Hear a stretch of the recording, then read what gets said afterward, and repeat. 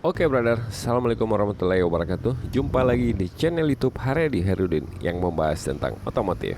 Kali ini kita mau latihan sedikit sebelum masuk jalur brother. Dan seharusnya saya memakai Kylex Monster, tapi tidak jadi dikarenakan masih ada yang mesti di repair atau partnya yang diganti sebelum masuk jalur. Karena part itu sangat penting untuk bagi motor-motor bore up. Dalam waktu dekat ini saya akan unboxing partnya biar bisa jadi referensi buat sahabat crosser Makassar agar kita semua aman di jalur dan motor anti evakuasi. Karena derita motor borak besar itu hampir semua penyakitnya sama brother. Kalau gitu saya latihan dulu brother agar tangan dan kaki saya kembali kuat. Karena 1 tahun lebih saya tidak pernah main.